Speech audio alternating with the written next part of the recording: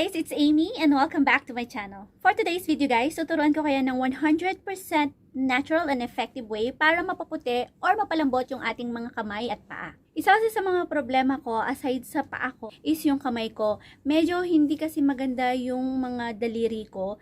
Medyo kulubot siya and yung mga part ng ganito ng kamay ko is maitim. Kaya yung ibang mga kasamahan ko sinasabi na mukha ko lang daw yung mukhang bata, pero yung kamay ko mukha ng matanda. So ngayon ipapakita ko sa inyo kung anong ginagawa ko para maputi yung mga dark areas ng kamay ko at para magmukha siyang soft and smooth. So ang kakailanganin natin guys is 1 tablespoon of sugar, 1 tablespoon of coffee, o diba, milk na lang, 3 in 1 na, and 1 tablespoon of honey. So, pagsasama-samahin lang natin ang lahat ng ingredients, guys. Tapos, i-scrub natin sa kamay natin. So, ayan. Nilagyan ko na siya ng honey, guys. Tapos, lalagyan ko siya ng coffee.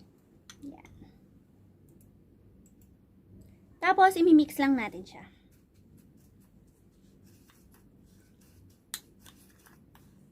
So, para siyang magiging malagkit.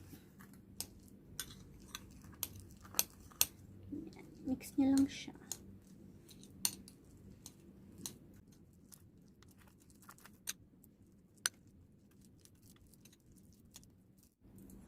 So, ganito yung magiging itsura niya, guys.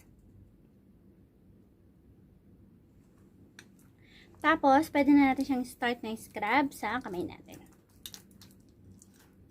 So, kukuha lang ako. Kuhanin ko na itong nasa kutsara. Tagan natin siya. Tapos, start lang natin siyang scrub sa kamay natin. Ganyan.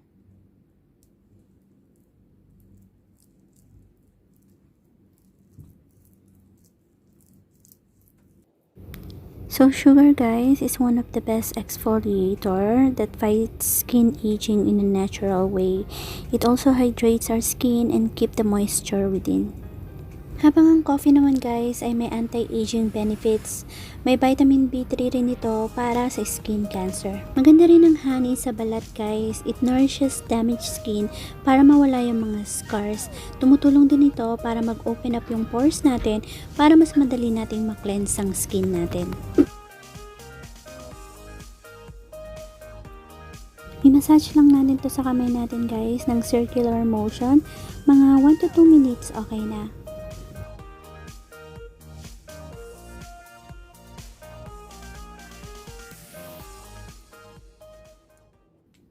And pag feeling natin na scrub na natin yung buong kamay natin, i-leave lang natin siya ng 1 to 2 minutes. Tapos, banlawan natin o punasan natin ng bimpong basa.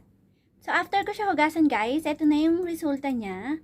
Makikita nyo, soft siya. So guys, itong tinuturo ko sa inyo, it's not a magic. It's a natural remedy that it will take time para umepekto.